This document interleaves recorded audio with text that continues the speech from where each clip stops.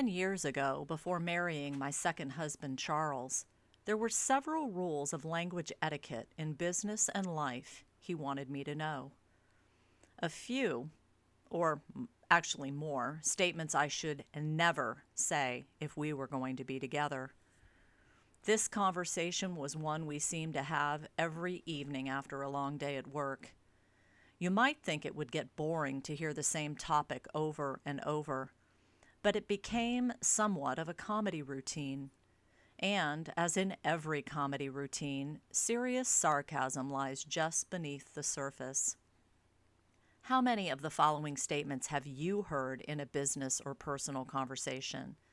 And now, after hearing them, will you think, how can I stop going crazy or starting a public rant if I hear them again? This is 10 statements never to say in business or life. Counting down, number 10. The thing about it is, as in, the thing about it is, Mary, payroll was late in processing this week, so no one got paid, but we're working on it. Or, the thing about it is, Roger, I don't love you anymore and want a divorce. Number 9. For lack of a better word. As in, I would describe him as intelligent, for lack of a better word. I was working just last week and heard a child in the next aisle actually use this phrase in conversation.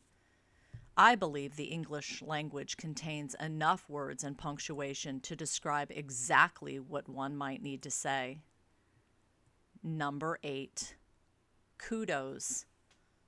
As heard in a staff meeting, kudos to Karen for coming up with that great idea for next week's employee appreciation luncheon. Ugh. Praise in public remains the rule, but please ditch using this goofy word to congratulate anyone on a job well done. Number 7. If you will. When I hear this phrase tacked onto the end of a sentence, it invokes a picture of someone trying to hand me over a silver platter with a huge, steaming pile of you-know-what on it. I'll pass. Number 6. By the same token.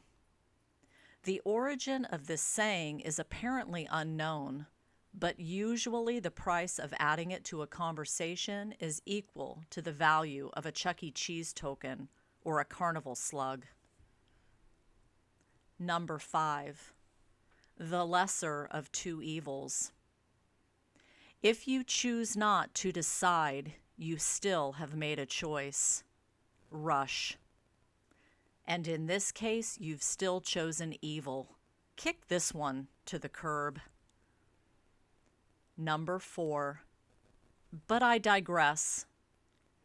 Which statement is usually invoked way too late in a conversation, and most, if not all, of your audience has forgotten what the heck was your topic?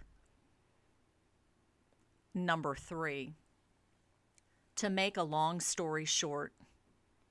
Too late, and refer back to number 4. Number 2. To be honest with you. Huh? As opposed to what? Bold-faced lying to me? And number 1. It is what it is. This oft-used statement has to be the absolute biggest cop-out to providing a reasonable, responsible explanation to a situation. For example, I personally witnessed an executive use this phrase when communicating to an employee that said employee was being laid off. I'm sorry, Mikey. We're terminating your employment today. It is what it is. My immediate thought was, are you freaking serious? What happened to that script we rehearsed about global economic collapse, industry volatility, eliminating redundancy, and sorry, but we'll call you if anything changes? Jeesh. To make a long story short, and to be honest with you, maybe I'm just too sensitive, for lack of a better word. I mean, the thing about it is, aren't we all just hanging around waiting for some much deserved kudos, if you will? By the same token, I'll try to choose the lesser of two evils when I speak from now on. But I digress, and it is what it is.